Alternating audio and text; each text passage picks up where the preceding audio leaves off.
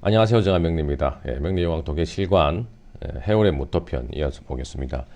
1944년 여명의 제살격이라고 적어 있죠. 제살격은 식상으로서 관살, 특히 칠사를 제어한다는 뜻이죠. 식극관 이렇게 한다는 뜻인데 일간이 칠살로부터 위협을 당할 때 식상이 칠살을 제어해서 일간을 구한다는 사주입니다. 그래서 이제 좀 식신, 제살 이렇게 또는 식신, 대살 이렇게도 이야기하고 또 다른 말은 상관, 가살 뭐 이런 식으로 대동소이한 표현입니다.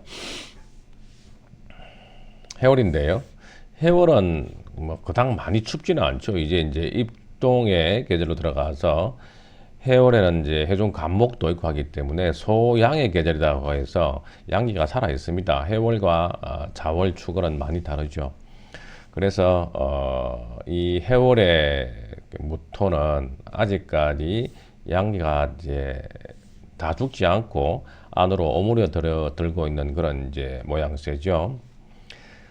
자, 아무튼 해월이기 때문에 그래도 해월 해시에 태어나서 사주의 재성이 강하죠. 그래서 일단은 조후적으로 한행하기 때문에 이렇게 병화가 필요한 것은 당연하고요. 그리고 이제 개수가 뜨면서 수가 창왕하죠. 그래서 개해 시에 태어났고 또 월에 연에도 이렇게 수에 수원지가 있어서 수가 상당히 강합니다. 그래서 기본적인 그 제다 신약의 국세는 갖추고 있죠.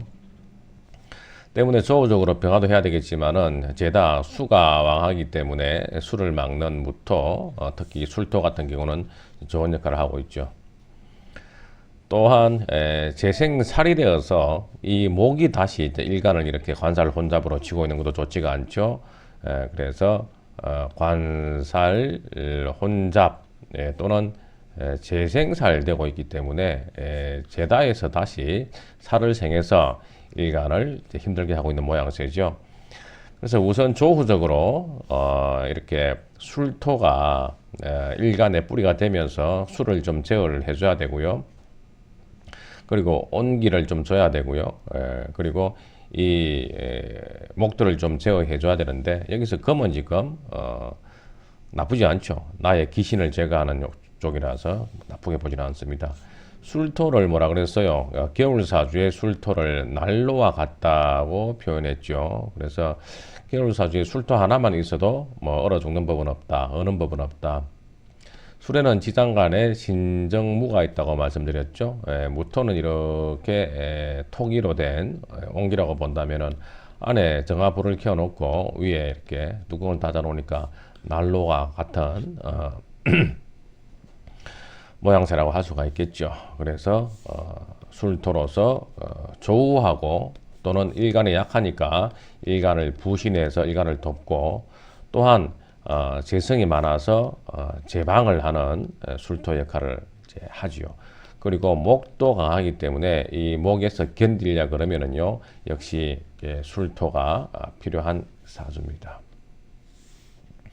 전반적인 운이 사오미로 이제 잘 갔지요. 그다음에 거무는 술토에 지장을 주지 않은 가운데에 어느 정도 목을 제어하기 때문에 뭐 나쁘게 볼 필요는 없다 싶습니다. 무일주가 해월에 태어나서 삼수 이목, 수가 3개고 목이 2개다. 그래서 재성과 또는 관살이 강하다. 재생관이 되어 있어서 좋지 않죠. 관살이 혼잡이다.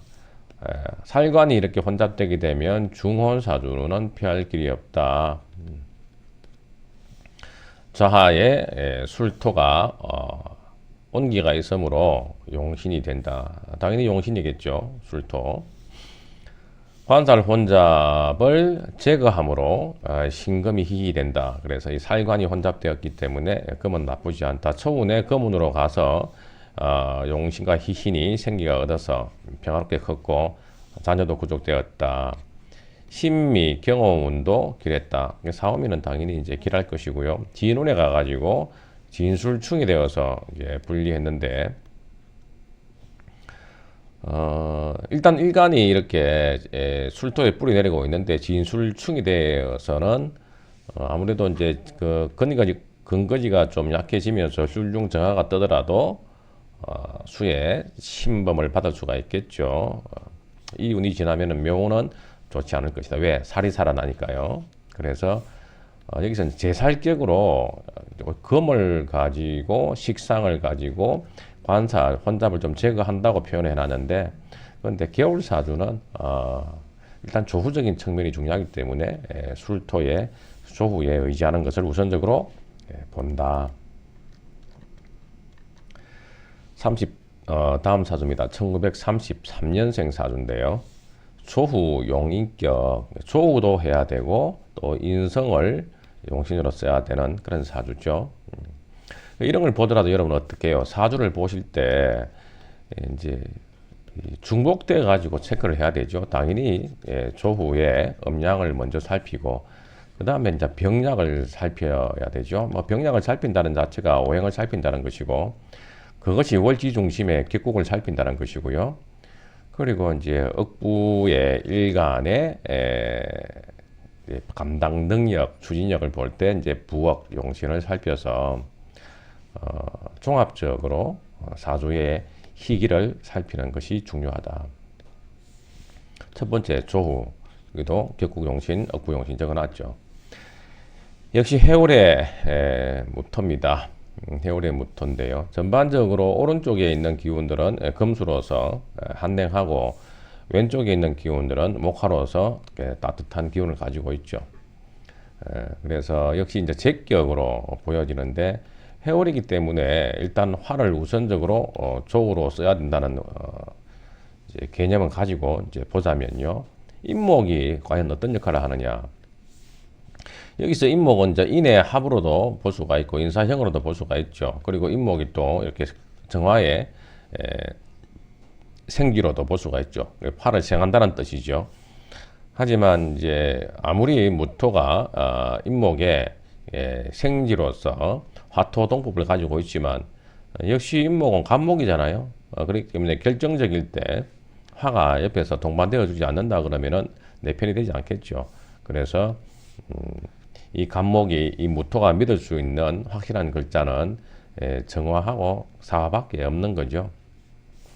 자, 그래서 물론 인중병화가 여기에서는 나쁘지 않습니다. 왜? 사해충을 가운데 인목이 합으로 해충하고 있거든요. 충을 해소하고 있거든요. 그래서 이 인목이 이 사주를 살렸다고 볼 수가 있어요. 하지만 강약의 측면에서는 일간이 다소 약해졌다는 뜻이죠. 때문에 조후로 정화로 구하고 음양을 그 다음에 인수로서 역시 일간이 신약하니까 용신으로 봐야 되겠죠. 수가 또 이렇게 강하기 때문에 역시 병약으로 봐서는 무토가 와서 이제 물을 막아야 되겠죠. 자, 무일주가 입동들에 태어나서 금수가 많으나 일시의 인사, 정, 화기도 약하지 않기 때문에 중하의 기가 있다 어느 정도. 하지만 동절이 되기 때문에 조우로서 일단 화를 용신 취한다. 30세 이전에 금손이 되어서 회사원으로서 심신이 미정 안정되지 못했다. 그 다음에 김희운부터 사오미로 가죠. 섭수를 제거하고 사업에 덕리 이익을 봐가지고 10년의 성공을 갖추었다, 이루었다. 무호 정사도 좋고 병운도 정인용의 편인을 만남으로 불길한 점이 있고 여기서 당연히 기미, 무호, 정사는 좋은데 이 병화가 들어오는 것은 나쁘지 않죠. 나쁘지 않은데 조후적인 측면으로는 괜찮지만은 인수, 용신이 이제 혼잡이 된다는 측면에 있어서는 다소 부담이 있다는 뜻이죠. 그리고 지지에서 진이 와서 역시 병화를 회양시키고 왔기 때문에 병화 입장에서는 개도절각으로 크게 힘을 못 쓰는 운이었죠. 그래서 병화, 계두운에 보통으로서 길하지만 정인과 편인이 희기가 있으므로 불길할 것이다. 이것은 병탈쟁광이다. 그래서 병탈쟁광, 병화가 뜨게 되면 용신정화가 태양에게 빛을 뺏기죠. 그렇기 때문에 용신이 오히려가 혼잡으로 인해서 탁해진다고 이제 본 내용입니다. 뭐 진운이니까 역시 대우는 지지가 중하니까 이제 진운이라서 좋지 않았다고 볼 수도 있겠습니다. 자, 오늘 해월의 무토편 조용신으로 이해하면 크게 무리가 없을 것 같습니다. 자, 오늘도 감사합니다.